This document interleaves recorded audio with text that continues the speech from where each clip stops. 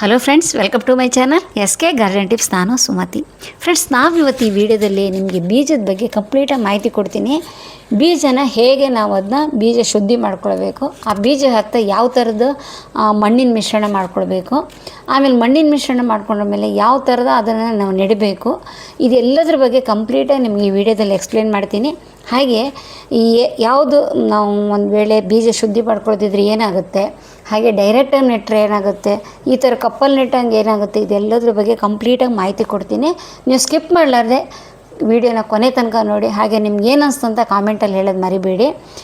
Video first time ನೋಡ್ತಾ ಇದ್ದರೆ subscribe ಮಾಡ್ಕೊಂಡ್ಬಿಟ್ಟು ಆಮೇಲೆ ಕಂಟಿನ್ಯೂ ಮಾಡಿ. ಈಗ ಫಸ್ಟ್ ನಾವು ಬೀಜನ ತರಿಸ್ಕೊಂಡಿರ್ತೀವಿ, ಇಲ್ಲ ಕಲೆಕ್ಟ್ ಮಾಡ್ಕೊಂಡಿರ್ತೀವಿ.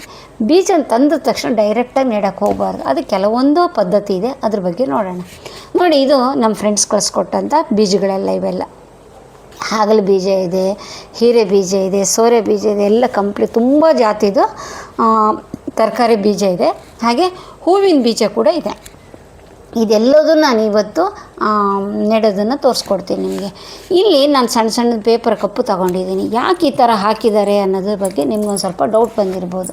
ನೋಡಿ ಫ್ರೆಂಡ್ಸ್, ನಾವು ಡೈರೆಕ್ಟಾಗಿ ಬೀಜ ಇದ್ದಾಗ ಹಾಕಿದವಾಗ ನಮ್ಗೆ ಅದು ರಿಸಲ್ಟ್ ಕಮ್ಮಿ ಬರುತ್ತೆ. ಅದಕ್ಕೆ ಏನು ಮಾಡಬೇಕಂದ್ರೆ ಬೀಜ ಶುದ್ಧಿ ಮಾಡಬೇಕು. ಬೀಜ ಶುದ್ಧಿ ಮಾಡೋದು ಹೇಗೆ ಅಂತ ನಿಮ್ಗೊಂದು ಅನುಮಾನ ಬಂದಿರ್ಬೋದು.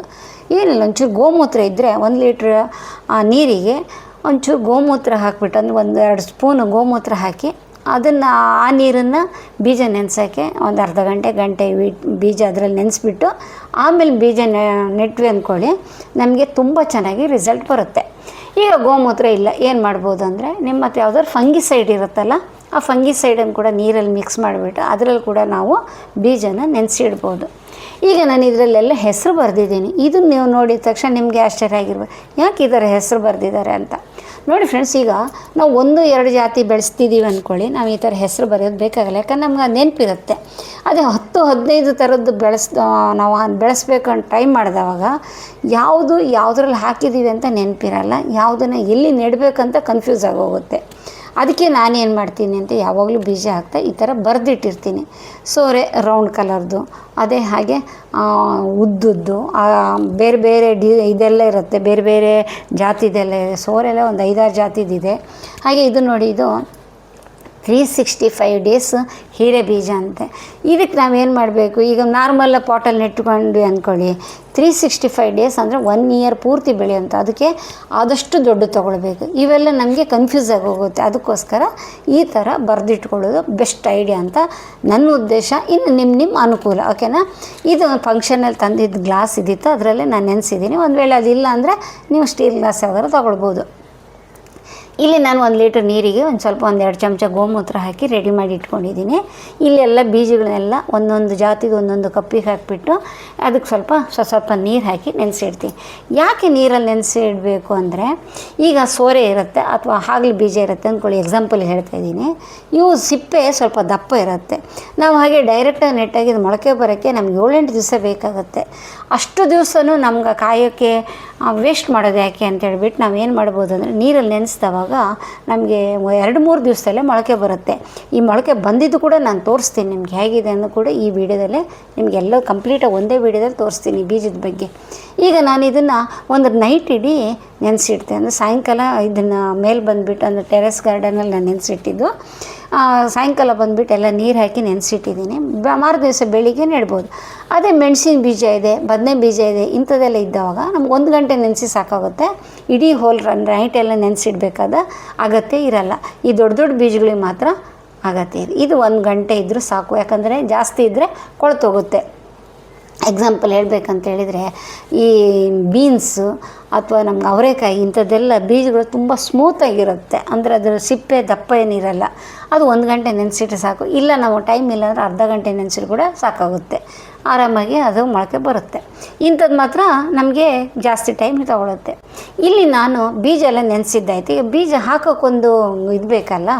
ಈಗ ಸಣ್ಣ ಕಪ್ಪಲ್ಲಿ ದೊಡ್ಡ ಸೋರೆ ಬೀಜ ಇಂಥದ್ದೆಲ್ಲ ಹಾಕೋಕ್ಕಾಗಲ್ಲ. ಅದಕ್ಕೆ ಏನು ಮಾಡಿದ್ದೀನಿ ಅಂದರೆ, ಪೇಪರಲ್ಲೇ ದೊಡ್ಡ ಗ್ಲಾಸ್ ಮಾಡಿದ್ದೀನಿ. ಈ ಪೇಪರ್ ಗ್ಲಾಸು ನಿಮಗೆ ಬೇಕು, ಅದು ವೀಡಿಯೋ ಮಾಡೋದು ಹೇಗೆ ಅಂತ ನೀವು ಕೇಳಿದರೆ ಒಂದು ವೇಳೆ ಅದನ್ನು ನಾನು ನೆಕ್ಸ್ಟ್ ವೀಡಿಯೋದಲ್ಲಿ ನಿಮಗೆ ಮಾಡಿ ತೋರಿಸ್ತೀನಿ. ಯಾರಿಗಾರು ಬೇಕಂದರೆ ಕಾಮೆಂಟಲ್ಲಿ ನನಗೆ ಕಾಮೆಂಟ್ ಸೆಕ್ಷನಲ್ಲಿ ಕೇಳಿ, ಅಕ್ಕ ನನಗೆ ಪೇಪರ್ ಪಾಟ್ ಮಾಡೋದು ಹೇಗೆ, ಪೇಪರ್ ಗ್ಲಾಸ್ ಮಾಡೋದು ಹೇಗೆ ತೋರಿಸ್ಕೊಡಿ ಅಂತ ನೀವು ಕೇಳಿದರೆ ಮಾತ್ರ ನಾನು ವೀಡಿಯೋ ಮಾಡ್ತೀನಿ, ಇಲ್ಲಾಂದರೆ ಆಲ್ರೆಡಿ ಮಾಡಿದ್ದಿದೆ. ಈಗ ಪೇಪರ್ ಗ್ಲಾಸ್ ಅಗಲದ್ದು ಮಾಡ್ಕೊಂಡಿದ್ದೀನಿ, ಪೇಪರ್ ಪಾಟು ಹಾಗೆ ಗ್ಲಾಸ್ ಕೂಡ ಮಾಡ್ಕೊಂಡಿದ್ದೀನಿ. ಇಲ್ಲಿ ಮಣ್ಣಿನ ಮಿಶ್ರಣ ರೆಡಿ ಮಾಡಿದ್ದೀನಿ. ಈ ಮಣ್ಣಿನ ಮಿಶ್ರಣದಲ್ಲಿ ಏನು ಹಾಕಿದ್ದೀನಿ, ಇದಕ್ಕೆ ಯಾವುದೇ ಥರದ್ದು ಮಣ್ಣು ಹಾಕಿಲ್ಲ ನಾನು. ಮತ್ತು ಏನು ಹಾಕಿದ್ದೀನಿ ಅಂದರೆ ಕೋಕೋಪೀಟು ಹಾಗೆ ಭತ್ತದ ಹೊಟ್ಟು ಹಾಕಿದ್ದೀನಿ. ಸ್ವಲ್ಪ ಮಾತ್ರ ವರ್ಮಿ ಕಂಪೋಸ್ಟ್ ತೊಗೊಂಡಿದ್ದೀನಿ. ವರ್ಮಿ ಕಂಪೋಸ್ಟ್ ಯಾಕೆ ಅಂತೇಳಿದರೆ ಬೆಳೆಯೋ ಸಿರಿ ಮೊಳಕೆಯಲ್ಲೇ ನೋಡಿ ಅಂತ ಗಾದೆನೇ ಇದೆ. ಒಂದು ಮೊಳಕೆ ಚೆನ್ನಾಗಿ ಬರಬೇಕಿದ್ರೆ ಅದು ಸ್ವಲ್ಪ ನಾವು ಅದಕ್ಕೆ ಗೊಬ್ಬರ ಏನಾದ್ರು ಹಾಕಬೇಕಾಗತ್ತೆ. ಅದಕ್ಕೆ ನಾನು ಏನು ಮಾಡಿದ್ದೀನಿ ಅಂದರೆ ಸ್ವಲ್ಪ ವರ್ಮಿ ಕಂಪೋಸ್ಟ್ ಹಾಕಿದ್ದೀನಿ, ಸ್ವಲ್ಪ ನೀಮ್ ಕೇಕ್ ಪೌಡ್ರ್ ಹಾಕಿದ್ದೀನಿ, ಮತ್ತು ಸ್ವಲ್ಪ ಸಾಫ್ ಫಂಗಿಸೈಡ್ ಹಾಕಿದ್ದೀನಿ. ಇದೆಲ್ಲದು ಹಾಕಿಬಿಟ್ಟು ಮಿಕ್ಸ್ ಮಾಡಿಬಿಟ್ಟಿದ್ದೀನಿ, ಮಣ್ಣಲ್ಲೆಲ್ಲ ಹಾಕಿ ಮಿಕ್ಸ್ ಮಾಡಿದ್ದೀನಿ. ನೋಡಿ ಎಲ್ಲ ಥರ ನಿಮಗೆ ಕಾಣಿಸ್ತಾ ಇದೆ. ಈ ಥರ ರೆಡಿ ಮಾಡಿದ ತಕ್ಷಣ ನಾವು ಆ ಪೇಪರ್ ಪಾಟಲ್ಲಾಗಲಿ ಗ್ಲಾಸಲ್ಲಾಗಲಿ ಯಾವುದೇ ಥರದ ಬೀಜ ಹಾಕ್ಬೋದು. ಯಾಕೆ ಇದನ್ನು ಈ ಥರ ನಾನು ಇದು ಮಾಡಿದ್ದೀನಿ, ಮಿಕ್ಸ್ಚರ್ ಮಾಡ್ಕೊಂಡಿದ್ದೀನಿ ಅಂದರೆ ಮೊಳಕೆ ಈಸಿಯಾಗಿ ಬರುತ್ತೆ. ಅಂದರೆ ಬೇಗ ಬೇರು ಬಂದುಬಿಟ್ಟು ಗಿಡ ಫಾಸ್ಟಾಗಿ ಬೆಳೆಯೋಕ್ಕೆ ರೀಸನ್ ಇರುತ್ತೆ ಅಂತ ಆ ಥರ ರೆಡಿ ಮಾಡಿದ್ದೀನಿ. ಆ ಥರ ರೆಡಿ ಮಾಡಿಬಿಟ್ಟು ಒಂದು 8 ದಿವಸ ಈ ಥರ ಒಂದು ಚೀಲದಲ್ಲಿ ಅದನ್ನ ಸ್ಟೋರ್ ಮಾಡಿದ್ದೀನಿ. ನೋಡಿ ಫಸ್ಟಿಗೆ ನೋಡಿದ್ರಲ್ಲ, ಇವಾಗ ಇದು ನೋಡಿ ಯಾವ ಥರ ಬ್ಲ್ಯಾಕ್ ಕಲರಲ್ಲಿ ಯಾವ ಥರ ಸೆಟ್ಟಾಗಿದೆ ನೋಡಿ. ಇದು ನಮಗೆ ರೆಡಿಯಾಗಿ ಹೋಗಿದೆ. ಈಗ ನಾವು ಬೀಜ ಹಾಕೋಕ್ಕೆ ಈ ಮಣ್ಣಿಗೆ ರೆಡಿಯಾಗಿದೆ. ಮಣ್ಣು ಅಂದರೆ ಅದರಲ್ಲೇ ಮಣ್ಣಿಲ್ಲ ಬಿಡಿ, ಓನ್ಲಿ ವರ್ಮಿ ಕಂಪೋಸ್ಟು, ಕೋಕೋಪೀಟು, ಭತ್ತದ ಹೊಟ್ಟು, ಸ್ವಲ್ಪ ಮಾತ್ರ ಕೈಬೇವಿನ ಹಿಂಡಿ, ಸ್ವಲ್ಪ ಸಾಫ್ ಫಂಗಿಸೈಡ್ ಇಷ್ಟು ಹಾಕಿದ್ದೀನಿ, ಏನೂ ಹಾಕಿಲ್ಲ ಇದಕ್ಕೆ. ನೋಡಿ ಯಾವ ಥರ ಎಷ್ಟು ಸ್ಮೂತಾಗಿದೆ ನೋಡಿ, ಹಗೂರವಾಗಿದೆ. ಇದು ಕೂಡಲೇ ನಮಗೆ ಮೊಳಕೆ ಬರುತ್ತೆ ನೋಡಿ. ಇದರಲ್ಲೆಲ್ಲ ಹಾಕಿಬಿಟ್ಟು ರೆಡಿ ಮಾಡಿದ್ದೀನಿ. ಈಗ ಎಲ್ಲ ಪೇಪರ್ ಪಾಟಲ್ಲಿ ನನಗೆ ಎಲ್ಲೆಲ್ಲಿ ಬೇಕೋ ಎಷ್ಟೆಷ್ಟು ಬೇಕೋ ಎಲ್ಲ ಕಡೆ ಹಾಕ್ಕೊಂಡ್ಬಿಟ್ಟು ರೆಡಿ ಮಾಡ್ಕೊಂಡಿದ್ದೀನಿ. ಈ ರೆಡಿ ಮಾಡಿದ ಮೇಲೆ ನಾವು ಫಸ್ಟ್ ನೆನೆಸಿಟ್ಕೊಂಡಿರ್ತೀವಲ್ಲ ಬೀಜನ, ಅದನ್ನು ನಮ್ಗೆ ಒಂದೊಂದು ಕಡೆ ಒಂದೊಂದನ್ನು ಇಟ್ಬಿಟ್ರೆ ಸಾಕು. ಇದರಲ್ಲಿ ನಮಗೆ ಮಿನಿಮಮ್ ಒಂದು 15 ದಿವಸ ಬೆಳೆಯುವಷ್ಟು ಟೈಮ್ ಸಿಕ್ಕುತ್ತೆ ನಮಗೆ. 15 ದಿವಸ ತನಕ ನಾವು ಮೇಯ್ನ್ ಪಾಟಲ್ಲೇ ಮಣ್ಣನ್ನು ರೆಡಿ ಮಾಡ್ಕೊಳ್ಳೋಕ್ಕೆ ಟೈಮ್ ಸಿಕ್ಕುತ್ತೆ. ಇದರಲ್ಲಿ ಬೆಳೆಸೋದು ಇಲ್ಲ ಡೈರೆಕ್ಟಾಗಿ ನೆಟ್ಟೋಗಿ ಏನಾಗುತ್ತೆ ಅಂದರೆ ಕೆಲವೊಂದು ಸರ್ತಿ ರಿಸಲ್ಟ್ ಕಮ್ಮಿ ಬರುತ್ತೆ. ಅದು ಯಾಕೆ ಅಂತ ಅದು ಕೂಡ ತೋರಿಸ್ತೀನಿ, ನಿಮಗೆ ಹೇಗಾಗಿದೆ ಅಂತ ತೋರಿಸ್ತೀನಿ. ಈಗ ಈ ಪೇಪರ್ ಗ್ಲಾಸ್, ಇದು ಪ್ಲಾಸ್ಟಿಕ್ ಗ್ಲಾಸಲ್ಲಿ ಕೂಡ ಹಾಕಿದ್ದೀನಿ, ಪೇಪರ್ ಪಾಟಲ್ಲಿ ಹಾಕಿದ್ದೀನಿ.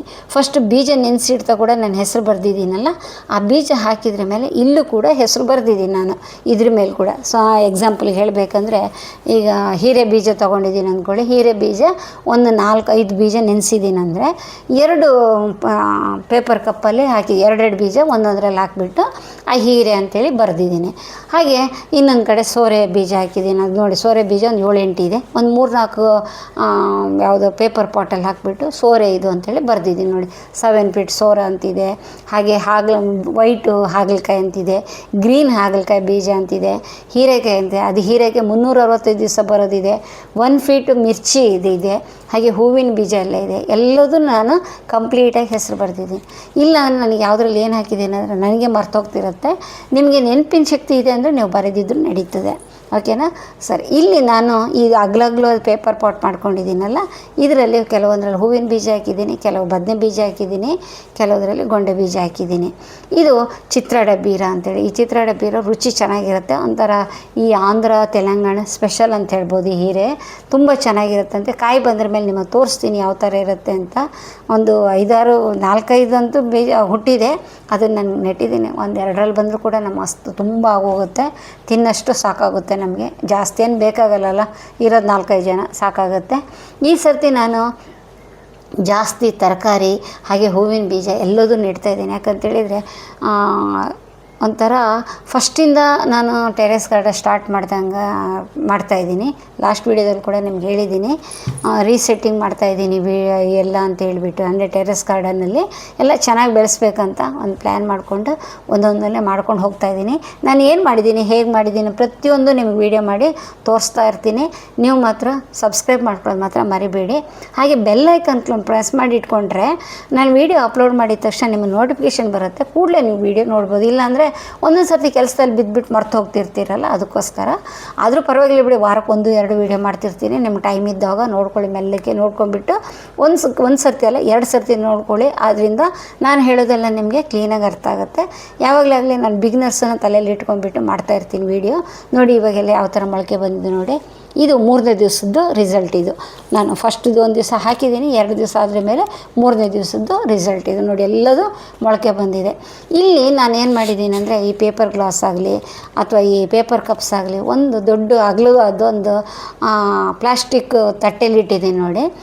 ನಾನು ಇಟ್ಟು ಮಾರನೇ ದಿವಸ ಫುಲ್ ಮಳೆ ಬಂದೈತಿ. ಮಳೆ ಬಂದವು ನೋಡಿ, ನೀರು ನಿಂತ್ಕೊಂಡ್ಬಿಟ್ಟು ಆ ಪೇಪರ್ ಗ್ಲಾಸ್ ನೋಡಿದ್ರೆ ಅರ್ಧದ ತನಕ ಹೇಗೆ ನೀರು ಇದಾಗಿದೆ ಅಂದರೆ, ಈ ಪೇಪರ್ ಗ್ಲಾಸ್ ಆಗಲಿ, ಪೇಪರ್ ಪಾಟ್ ಆಗಲಿ ಅಥವಾ ಮಾಮೂಲಿ ಪ್ಲಾಸ್ಟಿಕ್ ಪಾಟ್ಸ್ ಆಗಲಿ ಕೆಳಗಡೆಯಿಂದ ನೀರನ್ನು ಹೀರ್ಕೊಳ್ಳುತ್ತೆ.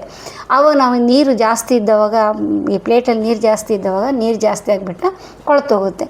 ಇದಕ್ಕೆ ಏನು ಮಾಡ್ಬೋದು ಅಂದರೆ, ಇದನ್ನು ಕೌಂಚಿಟ್ಬಿಡ್ಬೋದು, ಅಂದರೆ ಬೋರ್ಲ್ ಹಾಕಿಬಿಟ್ರೆ ಸರಿ. ಪ್ಲೇಟ್ ನೀರನ್ನು ಖಾಲಿ ಮಾಡಿಬಿಟ್ಟು ಬೋರ್ಲ್ ಹಾಕಿಬಿಟ್ಟು ಅದ್ರ ಮೇಲೆ ಇಟ್ಟರೆ ಮತ್ತು ನಮ್ಗೆ ಆ ಪ್ರಾಬ್ಲಮ್ ಇರೋಲ್ಲ. ನೋಡಿ, ಈ ಥರ ಕೌಂಚಿಟ್ಟಿದ್ದೀನಿ. ಈ ಕೆಲವರು ಈ ಬಾಲ್ಕನಿ ಗಾರ್ಡನ್ ಬೆಳೆಸ್ಕೊಳ್ಳೋರು ಈ ಥರ ಪ್ಲೇಟ್ ಇಟ್ಟಿರ್ತಾರೆ. ಈ ಮಳೆಗಾಲದಲ್ಲಾಗಲಿ ಅಥವಾ ನೀರಾಗಲಿ ತುಂಬ ಅದರಲ್ಲಿ ನೀರು ನಿಂತ್ಕೊಂಡು ಅದರಲ್ಲೇ ಪಾಟ್ಸ್ ಇದ್ದಾಗ ಏನಾಗುತ್ತೆ ಅಂದರೆ, ನೀರು ಜಾಸ್ತಿ ಆಗಿಬಿಟ್ಟು ಗಿಡ ಸರಿಯಾಗಿ ಬೆಳವಣಿಗೆ ಆಗೋಲ್ಲ. ಅಂಥ ಪ್ಲೇಟ್ ಇಟ್ಟವ್ರು ಸ್ವಲ್ಪ ಜಾಗ್ರತೆಯಾಗಿ ನೀರಿದೆಯಾ ನೋಡ್ಕೊಂಡು ಚೆಕ್ ಮಾಡ್ತಾಯಿರಿ. ಒಂದು ವೇಳೆ ನೀರು ಜಾಸ್ತಿ ಇತ್ತಂದರೆ ಅದನ್ನು ತೆಗೆದುಬಿಡಿ. ಬೇಸಿಗೆಯಲ್ಲಿ ಪ್ರಾಬ್ಲಮ್ ಏನಿರಲ್ಲ, ನೀರೊಂಚು ಜಾಸ್ತಿ ಆದರೂ ಕೂಡ ಹೀರ್ಕೊಳ್ತಾ ಇರುತ್ತೆ ಗಿಡ, ಪ್ರಾಬ್ಲಮ್ ಇರಲ್ಲ. ಅದು ಮಳೆಗಾಲದ ಚಳಿಗಾಲದಲ್ಲಿ ಮಾತ್ರ ಪ್ರಾಬ್ಲಮ್ ಆಗುತ್ತೆ, ಸ್ವಲ್ಪ ನೋಡ್ಕೊಳ್ಳಿ. ನೋಡಿ, ಇದೆಲ್ಲ ನಾನೀಗ ಕೌಂಚಿಟ್ಟಿದ್ದೀನಿ. ಇವೆಲ್ಲ 3ನೇ ದಿವಸಕ್ಕೆ ಬಂದ ರಿಸಲ್ಟು. ಈಗ ಬೆಂಡೆ ಗಿಡನ ನಾನು ಬೆಂಡೆ ಬೀಜನ ಡೈರೆಕ್ಟಾಗಿ ನೆಟ್ಟಿದ್ದೆ. ಡೈರೆಕ್ಟಾಗಿ ನೆಟ್ಟವಾಗ ಅದಕ್ಕೆ ಅರ್ಧಕ್ಕರ್ಧ ನನಗೆ ರಿಸಲ್ಟ್ ಸಿಗಲಿಲ್ಲ. ನಾನು ಇಷ್ಟು ಮುಂಚೆ ನಿಮಗೆ ರೆಡ್ ತೋರಿಸಿದ್ನಲ್ಲ, ರೆಡ್ ಗ್ರೀನ್ ಬೆಂಡೆ, ಅದು ಸರಿಯಾಗಿ ರಿಸಲ್ಟ್ ಬರಲಿಲ್ಲ. ನೋಡಿ, ಇಲ್ಲಿ ನಾನು ಯಾತಕ್ಕೆ ಹೆಸರು ಬರ್ಕೊಂಡಿದ್ದೀನಿ ನಮ್ಗೆ ಕ್ಲೀನಾಗಿ ಅರ್ಥ ಆಗುತ್ತೆ ನೋಡಿ. ಈಗ ಗೊಂಡೆ ನಾನು 3 ಜಾತಿದು ಹಾಕಿದ್ದೀನಿ, ಅಂದರೆ ಆರೆಂಜು, ಯೆಲ್ಲೋ, ಕ್ರೀಮ್ ಕಲರ್ದು 3 ಕಲರ್ದು ಗೊಂಡೆ ಹಾಕಿದ್ದೀನಿ. ಯಾವ ಗೊಂಡೆ ಎಲ್ಲಿದೆ ಅಂತ ನನಗೆ ಗೊತ್ತಾಗಲ್ಲ, ಯಾಕಂದ್ರೆ ಗೊಂಡೆ ಗಿಡ ಅದ್ರ ಮೇಲೆ ಎಲ್ಲ ಒಂದೇ ಥರ ಕಾಣಿಸ್ತಿರುತ್ತೆ. ಅದು ಹೆಸರು ಬರ್ಕೊಳ್ಳೋದು ತುಂಬ ಇಂಪಾರ್ಟೆಂಟು.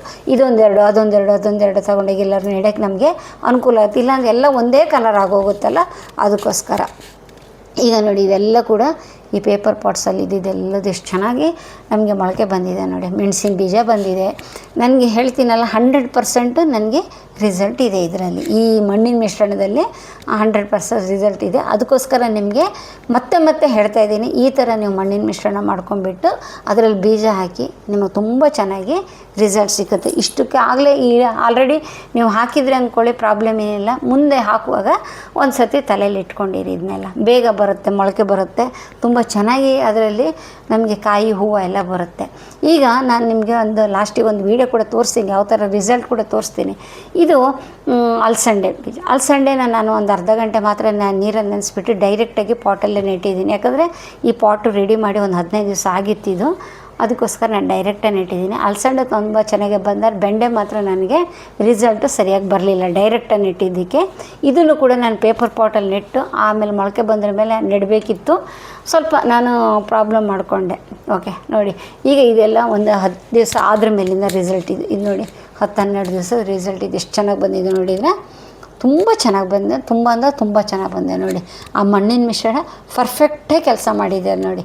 ಇದೆಲ್ಲ ನಮಗೆ ಬೂದುಗುಂಬಳಕಾಯಿ ಬೀಜ, ಇದು ಬೂದುಗುಂಬಳಕಾಯಿ ಗಿಡ, ಮೆಣಸಿನ ಗಿಡ ಇದು ನೋಡಿ ಯಾವ ಥರ ಬಂದೆ ನೋಡಿ. ಹಾಗೆ ಆ ಪೇಪರ್ ಪಾಟಲ್ಲಿ ಸಣ್ಣದು ಇದಿತ್ತಲ್ಲ, ಪೇಪರ್ ಟೀ ಗ್ಲಾಸ್, ಅದರಲ್ಲಿ ಹಾಕಿದ್ದು ಚೌಳಿಕಾಯಿ ಕೂಡ ತುಂಬ ಚೆನ್ನಾಗಿ ಬಂದೆ ನೋಡಿ. ಇವೆಲ್ಲ ಸೋರೆ ಬೀಜ, ಹಾಗಲ ಬೀಜ, ಮತ್ತು ಯಾವುದು ಹೀರೆ ಬೀಜ, ಇದೆಲ್ಲ ಬಂದೆ ನೋಡಿ. ಇಲ್ಲೆಲ್ಲ ಯಾವ ಥರ ಬಂದೆ ನೋಡಿದ್ರೆ ಎಲ್ಲ ನಿಮ್ಮ ಎದುರಿಗೇ ರಿಸಲ್ಟ್ ಇದೆ. ಯಾವುದೇ ಥರದ್ದು ಕದ್ದು ಮುಚ್ಚಿ ಹೇಳೋದಾಗಲಿ ಮಾಡೋದಾಗಲಿ ಯಾವುದೇ ಥರ ಇಲ್ಲ. ತುಂಬ ಚೆನ್ನಾಗಿ ಬೆಳವಣಿಗೆ ಆಗಿದೆ. ಇದು ನೋಡಿ, ಇದು ಏನಂತಾರೆ ಅದಕ್ಕೆ, ಚೌಳಿಕಾಯಿ ಅಂತಾರಲ್ಲ, ಚೌಳಿ ಬೀಜ ಅದು. ಇಲ್ಲಿ ನೋಡಿ ಟೊಮೆಟೊ. ಈ ಟೊಮೆಟೊ ನೋಡಿ, ನಾನು ಹೆಸರು ಬರ್ಕೊಳ್ಳೋಕ್ಕೋಸ್ಕರ ಗೊತ್ತಾಯ್ತು ನನಗೆ. ಇಲ್ಲಾಂದರೆ ಚೆರಿ ಟೊಮೆಟೊ, ನಾರ್ಮಲ್ ಟೊಮೆಟೊ ಎಲ್ಲ ಮಿಕ್ಸಾಗಿ ಹೋಗ್ತಿತ್ತು. ನನಗೆ ಬೇರೆ ಕಡೆ ಟ್ರಾನ್ಸ್ಪೋರ್ಟ್ ಮಾಡ್ತಾ ಈಸಿ ಆಯಿತು. ಬೇರೆ ಕಡೆ ನೆಟ್ರ ಮೇಲೆ ಹೇಗಿದೆ ಅಂತ ಇನ್ನೊಂದು ವೀಡಿಯೋದಲ್ಲಿ ನಿಮಗೆ ತೋರಿಸ್ತೀನಿ. ಇದೇ ಫ್ರೆಂಡ್ಸ್, ನಾನು ಬೀಜನ ಶುದ್ಧಿ ಹೇಗೆ ಮಾಡ್ಕೊಂಡಿದ್ದೀನಿ, ಮಣ್ಣಿನ ಮಿಶ್ರಣ ಯಾವ ಥರ ಮಾಡ್ಕೊಂಡಿದ್ದೀನಿ, ಯಾವ ಥರ ಮೊಳಕೆ ಬಂದಿದೆ, ಎಷ್ಟು ಚೆನ್ನಾಗಿ ಗಿಡ ಬೆಳ್ಕೊಂಡಿದೆ ಎಲ್ಲ ತೋರಿಸಿದ್ದೀನಿ. ನಿಮ್ಮ ವೀಡಿಯೋ ಇಷ್ಟ ಆಗಿದೆ ಅಂದ್ಕೊಂಡಿದ್ದೀನಿ. ಇಷ್ಟ ಆದರೆ ಲೈಕ್ ಕೊಡಿ, 4 ಜನ ಶೇರ್ ಮಾಡಿ. ನೆಕ್ಸ್ಟ್ ಒಳ್ಳೆ ವೀಡಿಯೋದಲ್ಲಿ ಬರ್ತೀನಿ. ಅಲ್ಲಿ ತನಕ ಟೇಕ್ ಕೇರ್, ಬಾಯ್.